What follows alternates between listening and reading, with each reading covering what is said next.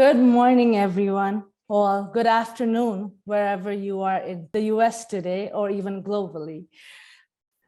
For those of you I haven't had the pleasure of meeting yet, my name is Akriti Rana. My pronouns are she, her, hers. I am the program manager of the Chamber Leadership Alliance, and today I'd like to welcome you all to the Chamber Leadership Alliance Solidarity Allyship program. Today's program will feature a panel discussion from the CLA Chamber's Affiliate Leadership Network around the topic of allyship. This conversation will focus on issues around anti-oppression and allyship, as well as how to work towards social justice as an ally.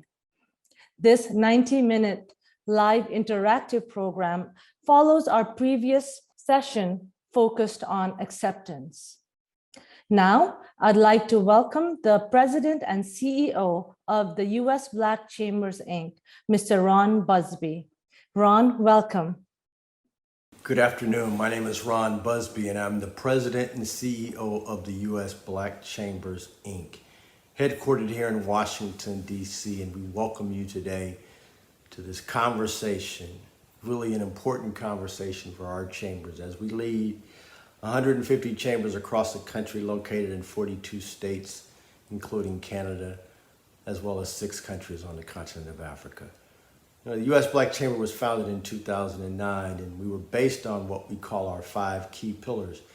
Today, we really want to spend some opportunity talking about our first pillar, which is policy, advocacy, how to create a conversation, a dialogue for our local chambers to represent their business, their members, as well as their voices, not to just be heard, but to be acted on. And so today, I invite each and every one of you, business owners, chamber leaders alike, to make sure that you take away with you the tools as well as the relationships created today and in the future to make us all better voices for our businesses, our communities, and most importantly, for the policies that are being created and as well as being discussed to move our economic agendas collectively forward.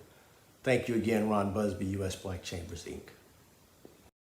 Hello again, coming to speak to you and welcome you back to our Chamber Leadership Alliance's training program. Is one of the best things that I love to do in my job.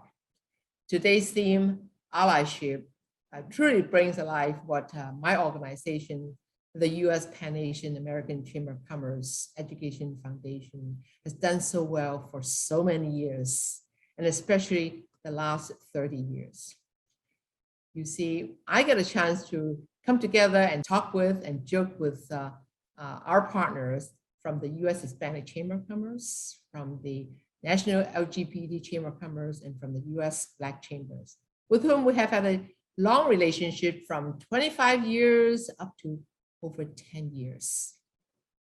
Long relationship. We get to know each other well.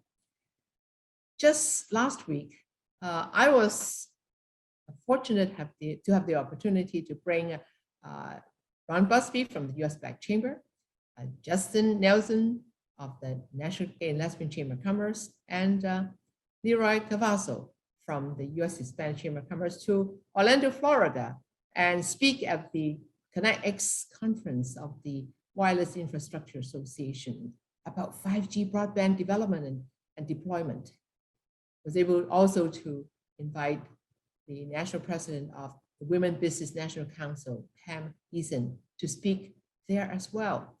We addressed 2 issues: minority and diverse chambers of commerce, the accelerators of outreach and deployment to the fastest growing sector of our community, and also expanding opportunities for women-owned businesses and women-led businesses in telecommunication.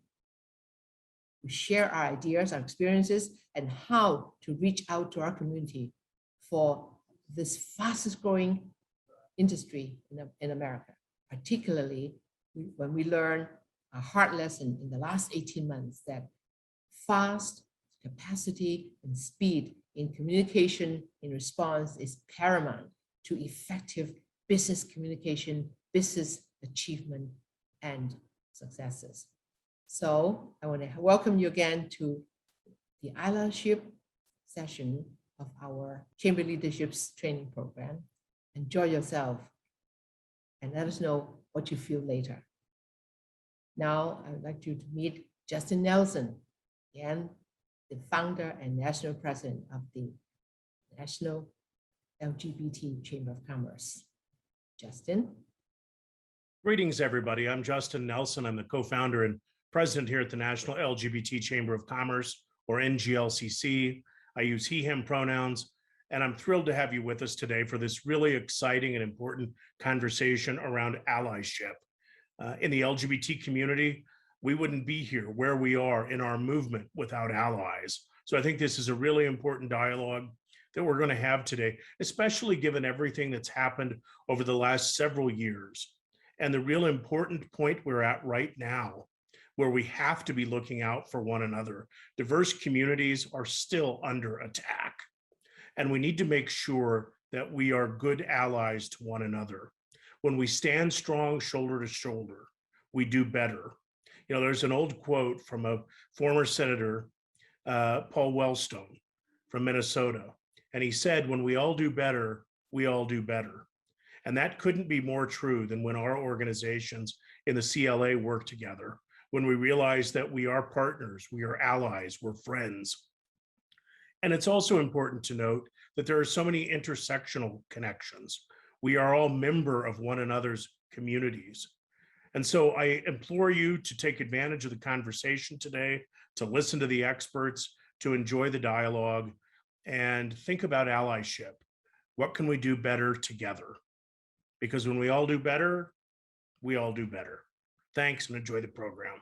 It is such an honor to be here with each of you. Thank you for joining us.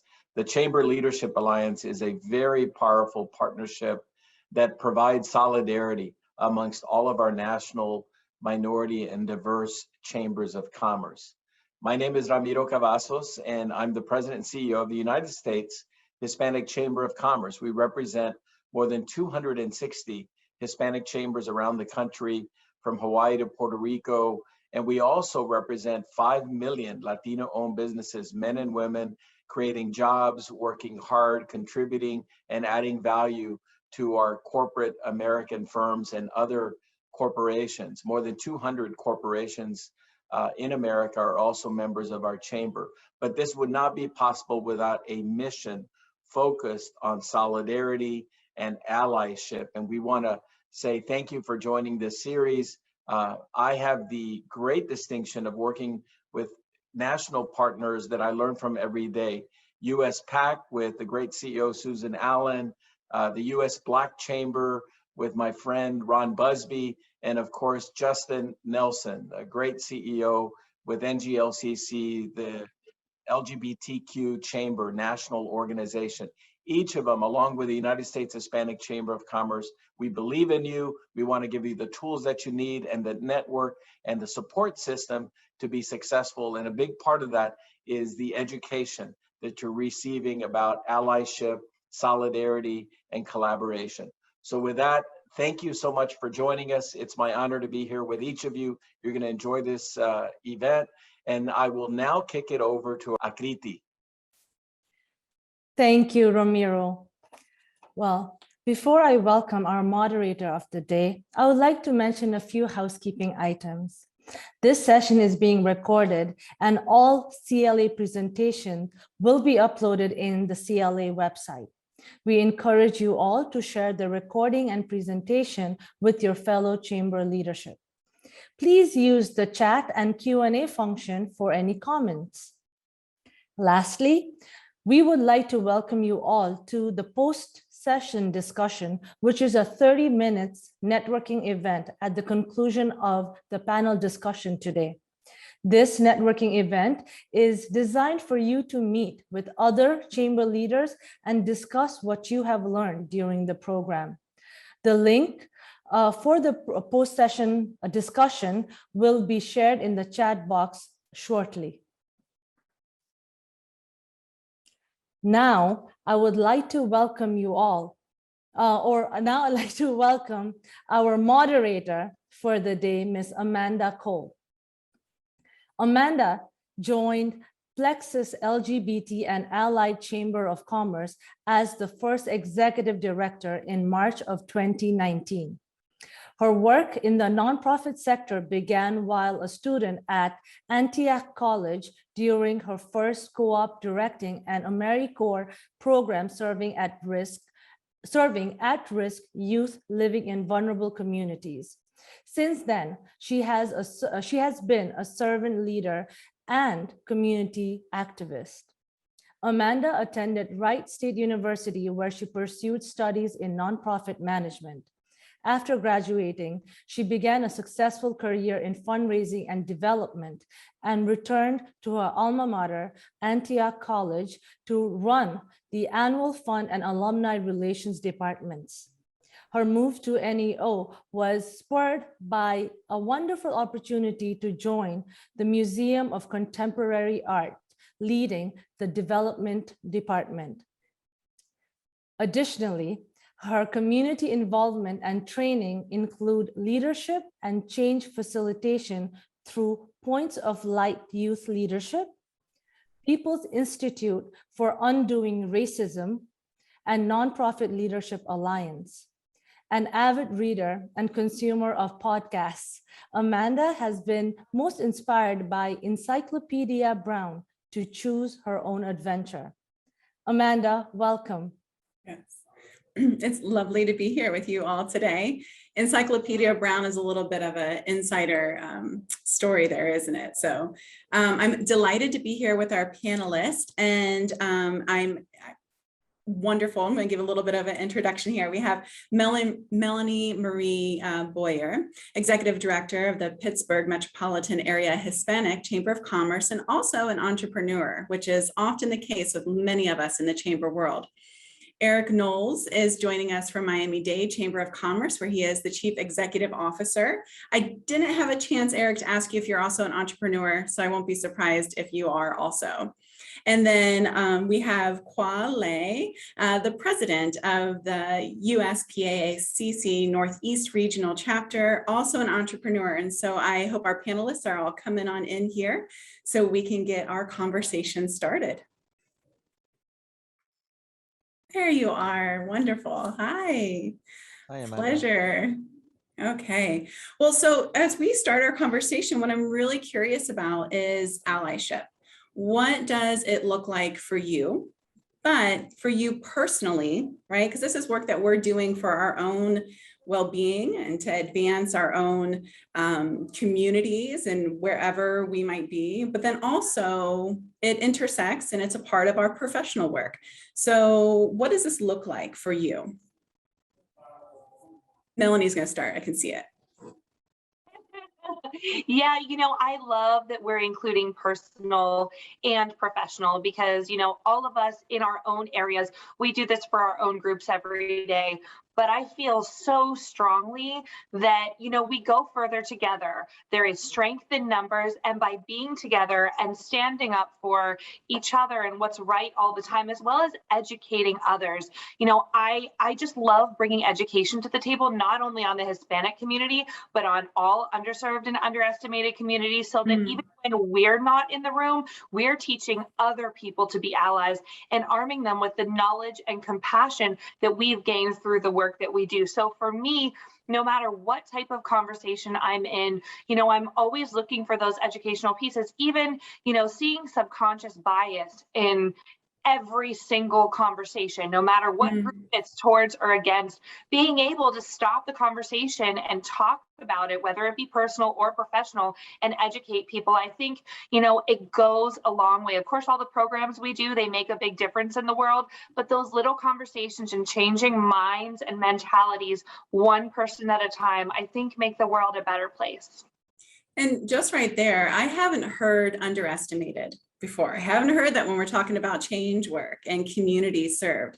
What I really value about that is about value, perspective, attitude change. So it brings it down to that interpersonal level while we're also seeking to do big system work around service. around bringing people into the center. So thanks for teaching me that new concept. I really love it. One thing about that is talent is spread equally, but opportunity is not. So that's what we're changing. Nice. Talent is spread equally, but opportunity is not. Yes. Wonderful. Yeah. Quale?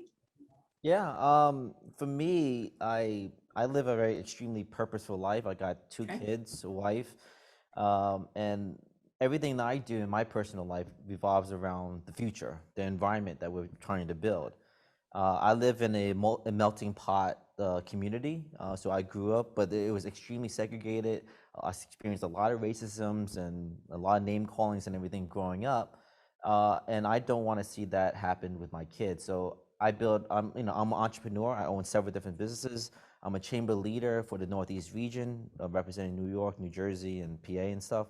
And I took on, and as busy as I am with two kids, and being an entrepreneur, it's all about creating for the future.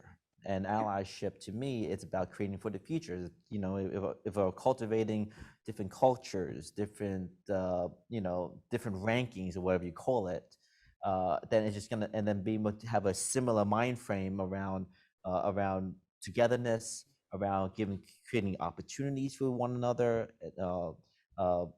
evolving the education system, whatever that is, whatever we want to snap on into that, whatever you want to call allyship, is I'm all for that, as long as it builds a better community, better future.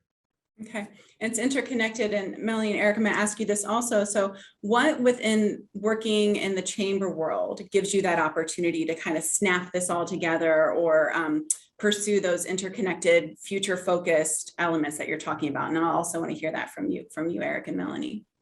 Yeah, well, first of all, thank you for allowing us to be a part of this, I guess, let's say, important conversation. I think about allyship, I think about communities. As Colette was saying, as a youth, I grew up I'm Bahamian on my father's side, but I grew up in a little town called Lockport, New York. But I also grew up in Miami, so I was back and forth between New York and Buffalo and Miami, and or I should say Lockport. And I grew up where I was the only Black kid in my class in kindergarten or first grade, up there, and or one of only two or three in elementary school. And then, as I said, I came to Miami and it was the total reverse. And that was in the 60s. And it was a time when a lot of Cuban families were just leaving Cuba, the flight from Cuba. So I guess I had a very diverse upbringing, but then I also was in that process of, going through segregation. And I remember I didn't understand the meaning of the two, integration and segregation, because I never personally, because I guess my family was from the Bahamas, and it never was in front of us. Even though it was there, we were somewhat protected. And not until MLK, Martin Luther King, was killed, that those two words were really presented to me. And I used to get them mixed up because, again, it was something that I just learned. So here we are in 2021, and what does that mean? To me, it means that I have an understanding of how we have to work with one another. Allyship here in Miami, we are a minority majority community. The Hispanic community is the majority, 60%, but even and pretty much the Cuban community, but Miami has become quite a melting pot for the Latinx community. You have Venezuelan, Argentinians, Colombians, Hondurans. I mean, the list goes on and the list goes on and on. So it's also understanding those nuances even amongst that, because it's just like even from the Black Caribbean community, Jamaican, here we are in Miami, we're Haitian, we're Jamaican, we're Bahamian, we're Black Cuban, and Black Colombian. I mean, that list goes on, in understanding those nuances even between those cultures, because they're all different. So we embrace it here in Miami. At least I know I do. You know, our chamber was formed in 1974 as a Black chamber focusing on Black business, but we also say we focus on minorities and women because that is the community that we're in. Okay. And so one of the things that you really spoke about was we have our big groups and our big initiatives, but we also have to remember the nuances within each of our cultural experiences, and then that we all have our own lived experiences, right? Absolutely. And Melanie, did you want to pop back in here? It looked like maybe.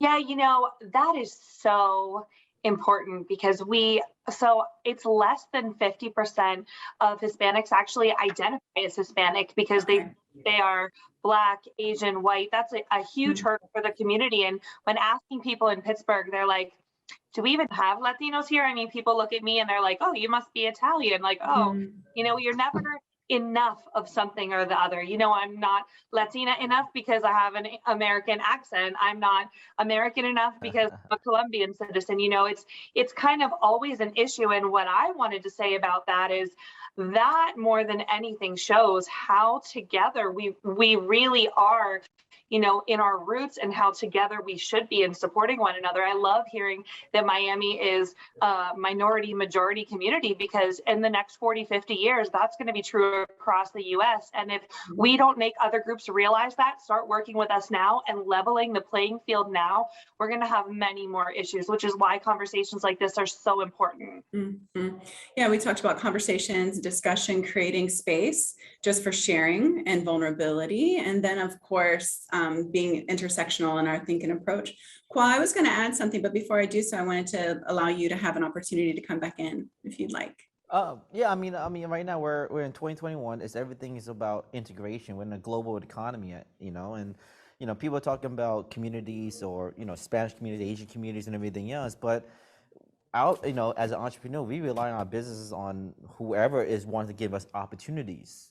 So it's important that, you know, we're not separating that we're only doing, you know, I'm doing business with Asian people only, or I'm doing only business with Spanish people only. No, you're doing business with people, period. So it's important to understand that mind frame and be able to figure out how to integrate that. And you know, you know, if I look at it this way, I have about 50 employees, right, globally and everything else. And I never, you know, it's extremely diverse. And the top leaders are like Haitian. they manage a lot of different type of people. And I didn't think about their culture. I just thought about their skill sets and their talents. And then when you think about it, it says, hey, you know, you got a really diverse group. Well, it was subconscious to me, but because I think about you know, about our business, not to think about, okay, you know, let me think of the quota and everything else. You know, I hope that makes sense.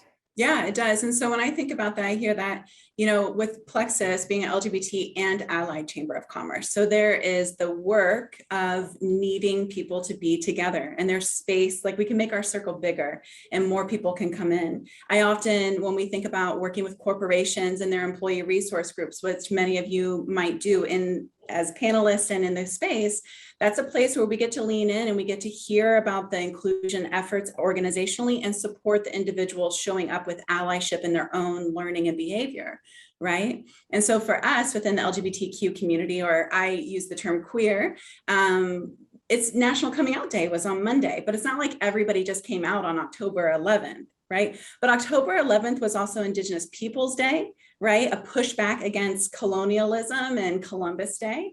It's also still Hispanic Heritage Month. So it's beautiful to have these days. And then when I think about how powerful Monday was, that there are LGBTQ people who are Indigenous, who are Hispanic, right? Who are differently abled. We're all these different folks, right? I also think about the way for allyship that we do this as a chamber, and I'm interested to hear about how you all are doing it. I'm trying to find really authentic ways that I partner with you, right? What are your programs that you need me to show up for? Is it sometimes being at the event, cross-promoting the event, putting sponsorship dollars there? And then also, where am I leveraging opportunities and platforms within our programming for the President's Council of Cleveland, which is the African American Chamber of Commerce, the Young Latino Network, right?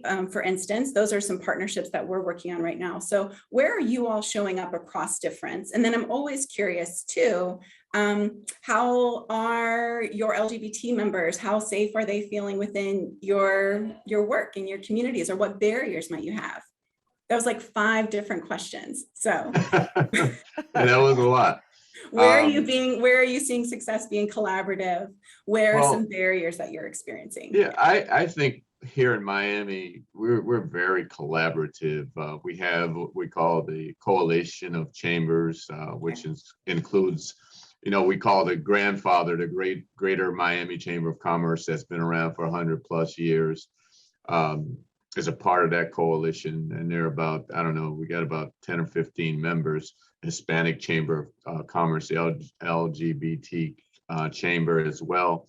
And we work together on policy issues, both locally and from the state perspective. So those are some ways that we come together to support one another.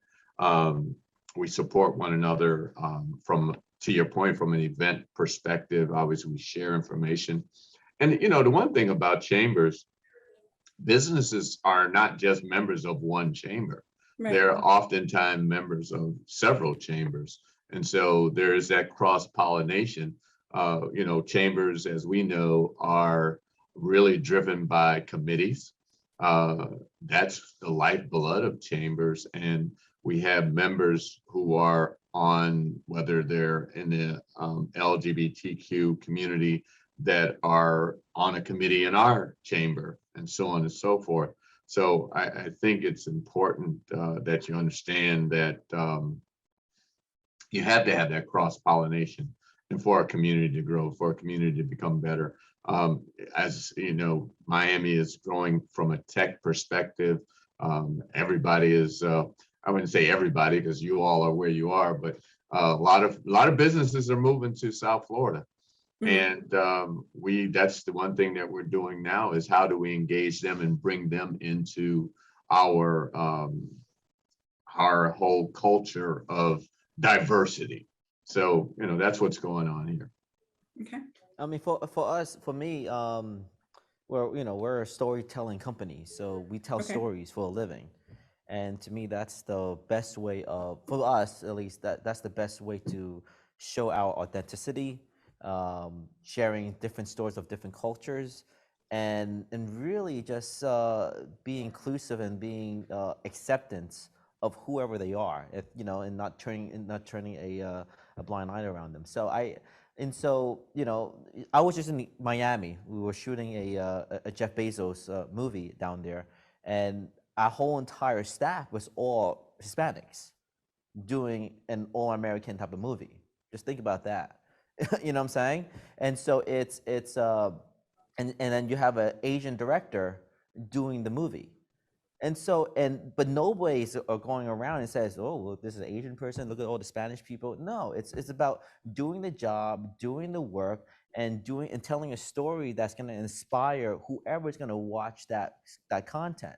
And it just happens to have these people involved in it. And that's how I kind of want to inspire people, at least from our chambers or whoever we're mentoring, is that, stop looking at it from a cultural standpoint. I know it's important. It's there, obviously. But if you think about it from, okay, this person has this type of talent, this type of skill set. How do we work together? How do we collaborate? How do I give up more opportunities? In my opinion, I mean, to me, that speaks a lot about allyship and naturally being authentic about it. Right. Sorry, go ahead. Mm-hmm. No, I was going to say, you think about a chamber like the Miami-Dade Chamber, a Black chamber, and why it was formed. And here we are today in 2021. Our school board just passed their disparity study, and actually they're getting ready to put policy in place. So we can't lose the fact that those things that we need to continue to fight for. Right. But I say that from an allied perspective, is that we have Latinx members who are there fighting with us, because that's when we begin to move the needle, because the fact that the Black community hasn't been despaired doesn't go away. and we have to fight for those things. But it's then, when do we all come together to fight those disparities? And that's where we have to grow up and put on our big boy boots, or whatever they say, big boy pants, or whatever they say, whatever that saying is. And the world saw the disparities and the systemic racism that took place, that has been taking place in the Black community when COVID hit. Obviously, the disparities, the discrepancies, the systemic issues of getting the vaccines, of even getting the money that was being brought forth by the federal government. But then, even from George Floyd, you had the world protesting about these discriminatory practices that has continued to plague the Black community. But as I said, you can't lose sight of that. But at the same time, you have to build allies in order to move it forward. So now you see these things moving forward because of the allyship. Yeah, I totally agree about that too. It's the being able to talk for each other, right? It's not, I'm an Asian person, but I when COVID hit, I talked to my friend Carlos Medina from the Hispanic Chamber of Commerce in New Jersey, and I said, "You want to partner up?" And let's have a conversation with each other. And I was like, because you got a bigger community than I do, and but it's not about this type of thing. It's about integrating with each other and having this, and providing. And it's a community, right? We have to make sure we define community and talking for each other. So when I talk to my Asian colleagues, and I said, "Yeah, man," I said, "this Hispanic community is off the hook." These guys are doing their thing. They're extremely family oriented. Maybe us Asian people need to be a little more family oriented and not be fighting against each other because of our different language barriers, right? And so I'm fighting for my Asian community to be more like the Hispanics because they're so familiar as their terms, right? And so it's the same concept Eric was talking about. I want to touch back on the question that you originally asked about how we can be better allies to each other and what we can specifically do to take action about all of the things that you two mentioned. I think from a chamber level, it is so important to take all of those things and put them into actionable items. So I love that you said, speak for each other and that we're putting the word out there, but also making sure that when we're not letting each other be spoken for, especially during Hispanic Heritage Month. I've seen so many panels like this one where they're talking about Hispanic issues and there's not a Hispanic person on the panel. I've literally had people from other chambers and other, DEI groups be contacted and say, you know what, we shouldn't be doing this, Melanie should. And I've been copied on emails where people have said, we just want someone from your organization. And being an ally means standing up and saying, no, we don't want to speak for them. We want to let them do it themselves. Things like that, elevating simple things like, we have been doing a few events. My chamber has now done 3 events with our Asian and our African American chambers locally, which has never been done before. No one else could get on board yet. We're looking to keep adding to that. But this was the first, minority chamber event ever, and elevating each other's voices, amplifying each other in rooms that we're not in. And not only that, but this thing about checking the box during whatever month is specific to that group is not okay. And we need to hold these companies accountable. We need to create a system of accountability. We need to advocate for laws that will create accountability so that we can level that playing field, because we can sit here and talk all day about how we feel and the things that are happening. But at the of the day, if there aren't systematic things in place and if there aren't processes and procedures, we will not see the change that we need to help our children and our children's children. Yes. I mean, I hope there's some snaps happening. I hope people are nodding and saying yes in the chat, because yes. And so you should. There's no apologies. We can't apologize for being passionate. That's unnecessary. We won't get work done. But also the fact that in like an intercultural chamber alliance or panel can sound so easy, but there are challenges to getting there together. And so congratulations that you all were finding a way to do that. One thing that when I took this position as the executive director, our board president at the time, Michelle, said to me, you're going to start getting asked to be on panels. And this is now kind of where I'm figuring out how to, having just small staff, how to make this a policy. Ask who else is on the panel, right? Ask, why am I on the panel? And for me as a white person, if it's all other white people, you don't need me, right? I can get you another queer voice, another LGBTQ representative that will also bring in perspectives. Doesn't mean I'm 100% all the time on this. I also recently received feedback. We have a member business and it's ran by 2 Black LGBTQ individuals, and they do a lot of racial equity work. That's a part of their business. That's a part of their consulting business. So I'm out there trying to get them on panels. And they said to me, look, this is what we do, but we need you to make sure that when there's a marketing opportunity, you're getting us on that panel too. So it was a good opportunity for me to recognize, yes, I was leveraging them, but was I pigeonholing them? So yes, this is in their Rolodex, but what else is in their talent Rolodex? And so I think about that for me also within the LGBTQ community. I am white. So how am I needing to check my racism? How am I needing to check my privilege and my own worldview, right?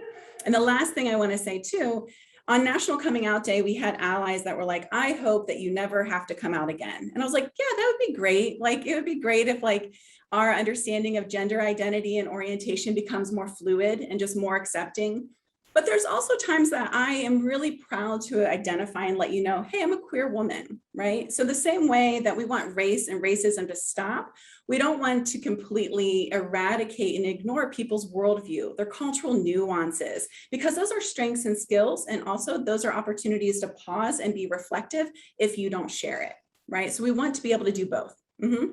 Love that so much. I want to say, I think that's so important when we talk about diversity, equity, and inclusion. So many people are like, oh, we're all the same. We're all humans. Like, really, of course, we're all humans, but we need to celebrate our differences. It's what's different that makes us beautiful. Of course, you can say we're all the same, but how boring would the world be if it was all the same? You know, now we know from all of these studies that diversity hits the bottom line in a good way. Even people who don't care about diversity at all, when they see how it affects their numbers, they're going to care. And celebrating those differences and educating people on everyone else's cultures and all of these things, they only make the world a better place, even if you only care about your wallet. So I love that you brought that up. For sure. I have another question. Anything else to add here before I ask us another question? Because we have about 15 minutes of our conversation, so I want to be mindful of that. Okay. Mm-hmm. So this is a bit about skills and resources. So I think it gets to this. All of you have shared your own personal journeys and experiences, which I really value because you didn't have to do that. So thanks for doing it. So how do we refill? How do we refill this work as we're seeking to have social justice and make economic impact and just get member invoices out on time, right? So how are you refilling on your resources around allyship? Whether that's some professional go-to resources, some impactful programming that you've seen, or on a more personal level, what are you doing around maybe self-care even? Kwa, you got it? Yeah, I do that every single day. I do it when I'm driving usually, and I always look into leadership content. Okay. You know? And I think that's where it starts. It's a practice of basically anything that inspires me is where I go to, and YouTube is a resource that I look at. I'm always constantly sharpening my resources on that type of stuff, and I find a safe place where I could talk about my ideas to people. Okay. Right. And so, you know, the thing is that I'm subconscious around building up my skill sets, but I'm doing it every single day. Right. And I think that there's an action to it. We could talk about, where you find everything else, but there's a very, it's like working out. I don't work out, obviously. I'm skinny, but I would say, it's a practice to when it comes to business or when it comes to doing something that is extremely important, and allyship is obviously cultivated into everything that I do already. I always sharpen up my leadership skills and my public speaking skills, and just being extremely disciplined with the routine every single day, Yeah. And then I talk to like-minded people that says, oh, I do the same thing, or they tell me something different. Like I wake up 4 o'clock in the morning and I do this and I do that, and I was like, really, that's interesting. I don't have time for that. Well, you could have time when you're doing this. So it's just finding mentors and then looking at. And you can't talk to everybody every single day, so I'll go to YouTube and I look for content that way. Awesome. Again, I mentioned the whole thing about committees. Like Okay. this morning, I was on our advocacy committee. Our vice chair is LGBTQ. Our another person on that committee is Colombian, Okay. female. Excuse me, she, her. I get used to that part. Are you Anyway, figuring out how gender versus? yeah, this whole gender thing. You guys helped me with that one. Look at this. I was just having that discussion the other day. Yeah, this is what you have to do, and you corrected yourself, and we're moving it on. I love it. We're good for this. So, and just as I say, having that diversity and having that input from different thoughts and different mindsets and different experiences, I think really is what propels us as a chamber. Okay. And we have our Women's Business Council, and having women lead and provide the leadership, and even within that, we have our challenges, because sometimes we want to hold on, and we have to embrace others, to bring others to the table as well, so that they can share their knowledge and expertise. And I think that type of learning and allyship, as far as increasing our knowledge base, those bringing other experiences that we may not have, is important. Yeah, so you were getting to also around sharing power from like little things, like maybe who's leading the committee or sign something, all the way up to being in positions of decision making and power. And then I appreciate the way that you're talking about when we think about our boards that we might be on as servant leaders to our communities, or also our own boards organizationally. How are we leveraging the committees to have more community input and involvement, and then ideally create a new pipeline, right? For absolutely deeper engagement. Just for instance, as I said today, we're going before the school board on a disparity issue, and so our advocacy committee is leading that, and so they are in the forefront of that issue. It's not just me as a chamber president standing up there; it's bringing other voices into the conversation. Okay, wonderful. Yeah, Melanie. So two things I want to first address on the original question of, how do we refill? So I love that you included personal, because for me, that's what refilling is about, because I'm always filling all these buckets, and then mine's like sitting in the back, and I'm like, oh, is there water left? What am I going to do? So for me, I love being able to take my own personal time and still make sure that I'm putting into my bucket primarily, but those other ones as well, by going to cultural events that aren't, my own culture, and familiarizing and educating myself while still giving back to those communities by either paying for an event or going to, an authentic restaurant or a different type of authentic business, and, being seen in those communities as an ally while educating myself and having authentic conversations, meeting with people. And then that comes to the second part of, the question you had about how are we leveraging our boards. By doing that, you need to be friends with the people that you are working with, whether it be on a higher level, a lower level. You need to be having conversations and time outside of the work that you do to learn each other's values, to be an ally together, and to go and do those things with your boards and your committees, or plan an event around that. Do a trade with another organization and say, why don't you come to this event of ours? We'll give you this event of yours. Different community things. There are just so many ways. I really, really believe that the beginning to every solution is in education, and building, authentic, caring relationships. I think is the second key for me.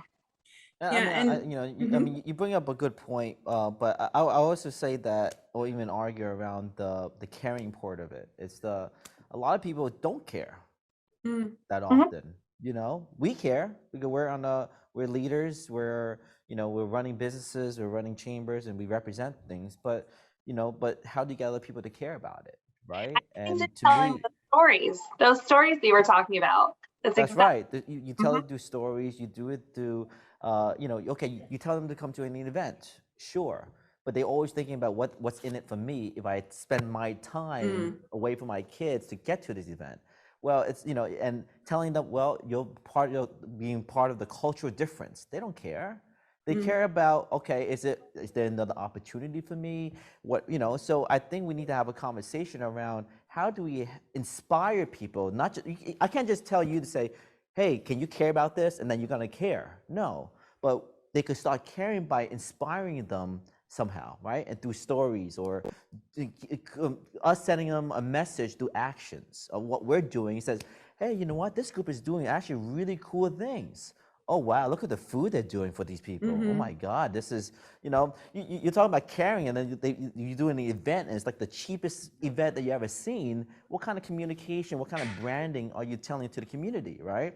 And so those are the things I think are really important to talk about, because it is about inspiration, and it is about getting enough people to say, I care about what this group is doing, what this other community is doing. I want to do the same. I love the community that I'm doing, but how can I do it better, right?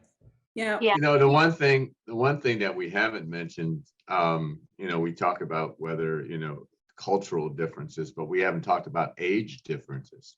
Okay. Let's do it. Yeah, And absolutely. and that's, Yeah. it is a very important topic in particular when you talk about running chambers, whether you have a young professional network or how do you engage with our younger entrepreneurs or younger persons that are engaged with a particular corporation that are part of your chamber. How do you embrace them? How do you get them to embrace you? Because we know that can be a whole nother conversation in itself. I think Absolutely. show up for people too. They show up for you. And I think there are so many through lines in the different age gaps. Over the last couple of years, especially in my work with the chamber, my age gap of my friends has grown tremendously because when we plan events, we really try to keep everyone in mind. And if we know it's something that might make a certain group uncomfortable, we look for feedback. How can we change this? How can we make you more comfortable? What would you like to see? So I think for me, that has always been the easiest way to kind of bridge that, is just make sure that we have everyone represented in the conversation when doing planning. Make sure that we're showing up for other groups, including other age groups, and showing them, that there's that authenticity. And then in telling those stories, like you said, making sure that we're communicating, this is how we're including every group. If you're still not feeling like you're a part, or you don't feel like we support you, let's talk about it, and leaving always an open door for that conversation. Absolutely. One thing that, when I think about it from an event side, we encourage our board and our members to bring 3 friends.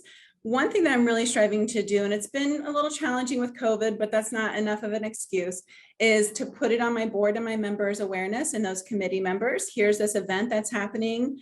Bring 5 people with you. Let me know when you go, post your photos that you're there. Let's really amplify these other areas.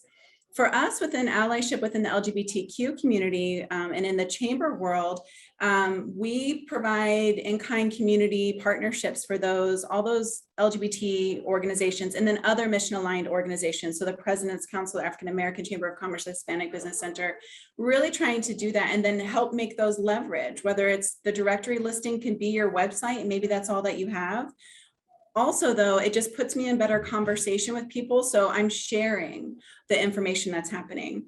And Eric, one thing that you said was, we need to know not just about our culture and our history, but also what is happening right now. What are the policies that our communities really need right now? Where are the advocacy points? How do I need to show up around that? And how does that also affect me? COVID brought that really forward. I think all of us in the different communities that we represent in this past year have been able to see the way that marginalization and disparities are killing us. They're killing us from having opportunity. We're not having access to medical homes and all these different areas. So I do want to point out that Rob Hicks in the chat, today is the call-in day for the Equality Act, because some folks might not know, but the LGBTQ folks, we don't have equal protection under the law. So I can be declined in the state of Ohio. You can literally not sell me a house because I'm a lesbian. Like, that's a real thing, unless I'm living in a community that has an anti-discrimination ordinance, which I do, thankfully. But that's a privilege. That's a privilege that not everybody can afford. So being aware of that, and like you're saying, Eric, too, what are the long-term impacts around disparity historically and now that are showing up around education, and how do we go to those meetings together? So again, Equality Act information is there. We'd love for you all to call in for us, because I would definitely like to have equal protections. That'd be a nice thing. So to wrap this in, what I'm thinking about is our identities, our communities, they're not silos, right? They're intersectional, and you all have shared a lot of different ways in which you're living in that reality, and your work is living in that reality. So what are the, how can we be better allies within our communities and then for one another's communities? So I think about this, again, I've said as a white person, how I'm a community within the LGBT community, and outside of that, how I need to be an ally. Also, as a cisgender person, my experiences in moving out the world are different than a transgender or non-binary person. So where do I need to get in the way? Where do I need to get out of the way? Where do I need to help organizations have intersectional conversations about access to care and whatnot? So again, it's hard to be a moderator because I can just go on. What are our main takeaways for how we need to show up as allies within maybe our dominant communities we identify with, and then with each other? I mean, for me, it's about, look, I could go and talk about my community in my little section of my place, or I could talk about it to the globe somehow, right? There's so many ways there's so many ways to do an outreach. And yes, if you care enough about what we're talking about, if you care enough about building a better community space for the right purpose, which is usually you want to build it for your kids, your environment, whatever that purpose is going to be, hopefully a positive purpose, then you want to look into technology, right? You want to look into the social world. You want to look into working with influencers, right? If your values are that strong, and in whatever you're saying that is hitting someone's heart, you're gonna get someone that has 1 million followers that will want to repeat that whatever you believe in too, whatever that vision is. And that's the quickest way of sending that message out. You don't have to do everything yourself. It's just that if you believe in it enough, find people that are that believes in your same values and your authenticity, and reach out to them saying, this is what I believe in.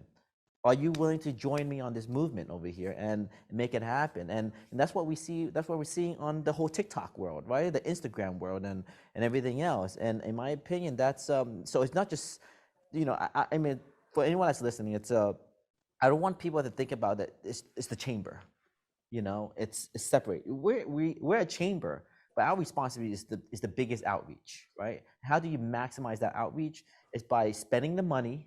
It's by making your personal brand and your organizational brand branded properly, right? By showing up and doing the right things and communicating to the people that will allow you to spread that word correctly. And and that's how I think about it. I appreciate you bringing in the media platform. I can hear the way that you're constantly thinking about that as a specialist and as an entrepreneur. It's wonderful. I want to agree with that and expand a little bit into a different area. So I think that that elevation is so important, branding and things. So many, especially, underestimated groups really lowball that. And they think that's the last thing to come. Marketing is the last thing. Marketing is the first thing, first of all. And then when you're making that headway and you're making a name for yourself and you're getting your voice out there, you're having people repeat what you're trying to get out there, include other groups. Okay. Always say, and other underestimated groups and other minority groups, because especially here in Pittsburgh, Pittsburgh thinks that there's Black people and there's white people, and we don't even call them anything else ever because nothing else could ever exist. You know, it's extremely frustrating. And if we are all making, you know, this progress here, this progress here, this progress here, we can do those and still be down here. Or we can use our platform to elevate the next one and elevate the next one, and we can climb like a ladder instead of each going up our own set of stairs. So I think that there are so many things that we can do, but that is the most important because we're all killing it in different areas. If we all put that together, we can go lift the ground and go up together. Yeah. And maybe even asking, you know, what are your top priorities right now? If I have a 30-second elevator pitch, which I don't even know if that's how long you get, what else can I include? What do I need to be aware of for, right, your initiatives right now, your event? How else can I fit that in there? And then practice it, right? I should be pretty aware, able to have some top of mind things that I'm sharing across different communities and priorities and focuses. Yeah, Eric, what do you have? Oh, sorry, Melanie. Oh, no, I was just going to say, when we have events, at the end of our events, I just want to say that when the other minority chamber groups are there, I always make sure I'm just not recognizing our corporate sponsors and board members. I'm also saying this individual is here from this chamber, this one. You guys have an event that you want to announce or something like, because we have the people in the room. We want them to go to their events too. You're passing the microphone. Yeah, Eric, sorry, go ahead. You know, being in the platform absolutely. mindset, you know. Go ahead. Eric, sorry, go ahead, Cole. Oh yeah, I was just talking about just being in the platform mindset, and that could resolve a lot of issues. It's always thinking about other people's platform, think about building your own platform, whatever the platform is, whether it's an app, whether it's your followers, wherever that platform is, always be in that mindset and then leverage it for the good, right? And there's so many people that have great platforms and they don't leverage it at all. And you know, I'd say if we're true to who we are and what we do, it's really, we're about growing our communities, obviously our business community. We have to support one another. Just a couple of weeks ago, and I'm sure you all were very aware of it, when the Haitian migrants were in Texas, and and were underneath the bridge. Again, being here in Miami, I was out there with my Haitian community supporting, their demonstration against what was happening, and whether it's fighting against communism in Cuba. We all have to be a part of the community. Melanie was saying, in Pittsburgh, you're Black or you're white. Right. And, again, being here in Miami, my thing is embracing, like I said, we go through this thing, well, I'm Jamaican, I'm Haitian. If you end up in Pittsburgh, you're Black. You're not Haitian, you're not Hispanic, you're not things, you are Black. So it's how do we come together to support one another? That's about whether you're supporting the Black community, Hispanic community. We have to work together in order to move our collective. Yeah, and I think too, I often say when we're in, usually in corporate settings is where I get invited in to have this conversation, but I say, look, it's not politics, it's people that we're talking about, because there's still an uneasiness about talking about LGBTQ identities and and the ways that politics get mixed up in that. And so it's about being familiar and leveraging your platform. And so like you're saying, Eric, this is happening here. That's not right. I don't understand why that would be okay. Here's the impact on our community. Here's a testimony. Here's a business that it impacts when it's Haitian immigrants, refugees at the border. We can get pushback and we get worried, right? Because people be like, oh, that's politics. It's not your place, but it is, right? There's always a place for us to be in that conversation, absolutely, right? There's always a way for us to be informed, absolutely, and to share that. And people trust us. They trust us and we have relationships, hopefully. I mean, I don't know. No one's saying they don't trust me in the chat yet, but we are these community leaders. So how do we use that trust and bring people in to have conversation and take risk, right? Thank you, Jenny.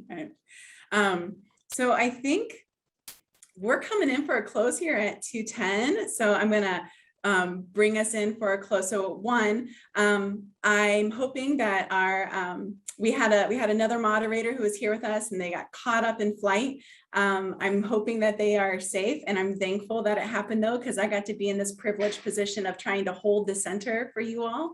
So thank you again for Well, thank inviting you for me having us. in. Thank you for moderating it. Yeah, for sure. Absolutely. Thanks for having the great blue setup back there, Claude. It was very calming to look at. I hope that at some point we get to continue to work together, and I'm going to hand it on over to Akriti. Amanda, thank you so much for moderating today's panel discussion. And thank you, panelists, for sharing your insightful views on today's topic, solidarity and allyship. I just want to go over some quick reminders.